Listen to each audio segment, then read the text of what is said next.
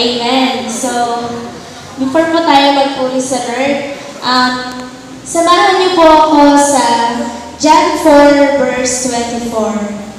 Sabi po dito, ang Diyos ay Espiritu, kaya dapat siyang sambahin sa Espiritu at katotohanan. Amen po ba? Amen. So, paano po ba natin papupurihan ng Diyos sa Espiritu? Simple lang po. Kung may Espiritu tayo sa umagang ito, kaya nating ibigay ang lahat ng the best natin pa sa Panginoon. Amen po ba? Amen. Hallelujah!